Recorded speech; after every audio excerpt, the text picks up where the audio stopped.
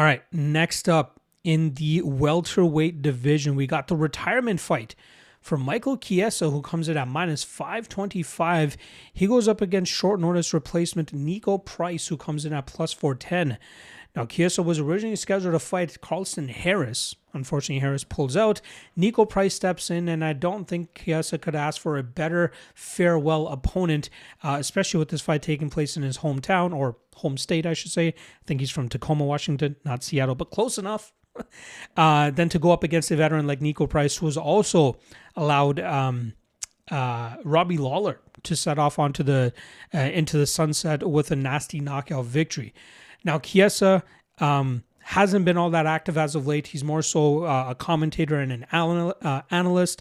But in recent fights, when he's been getting the wins, he's going up against good level of competition, or at least good level of competition for where he's at in his career. Obviously, 38 years old, gets that submission victory over Tony Ferguson, submission win over Max Griffin, and then picking apart Court McGee in a fight where he really couldn't get the fight to the ground.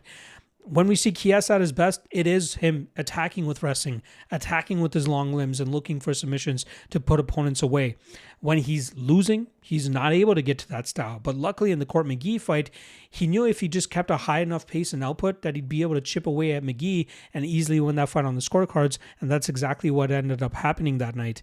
I'm a fan of Chiesa. I like his grappling style. I like his pace. I like the submissions that he likes to threaten with. And I think that this is the perfect time for him to decide to hang up the gloves.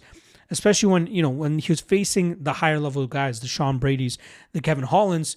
You see him coming up short in those fights, and that's probably around the time that he's like, I'm probably never going to fight for a title, so why even bother fighting? Now he's going up against Nico Price, who I gave a little bit more credit than a lot of people did going into his short notice fight against Nikolai Veretennikov just about a month and a half ago. That was a fight where I thought this line was severely mispriced. I did not see anything special about Veretennikov. I didn't think Veretennikov was going to be able to get to grappling here against Price, but I overlooked the durability issues of Nico Price, man. This guy does not look like he can take a shot anymore.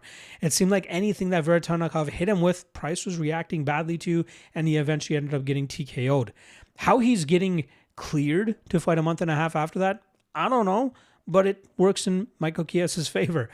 Price at his best, aggressive fighter, long, lanky, awkward frame, deceiving power as well, although it's been a long time since he's won a fight by knockout. He also has a sneaky front choke series when he finds those positions, but a guy that's largely gotten by on his physicality as well in the past, and that's why he's been able to beat the Alex Moronos and the other guys he's been able to get a win against. Now here against Michael Chiesa, it makes complete sense why Chiesa finds himself at minus 500. Chiesa should be able to get this fight wherever he wants. I think the best way for him to win this fight, get Nico Price to the ground, and I think from there it won't take all that long for Chiesa to eventually find a submission. I think if Chiesa throws with enough heat on the feet, he might be able to knock Price out as well. Take advantage of maybe the fragile chin of Nico Price right now, but I think Chiesa is going to look to avoid the power of Price, take him to the ground, find that submission spot, get the rear naked choke more than likely, and force the tap. So I don't mind parlaying Chiesa at this number. I know he's at the end of his career. This is his retirement fight, but Nico Price at this point in time is a layup fight for him to get a big win in front of a home state crowd. So I'm going to go Chiesa and Chiesa by submission.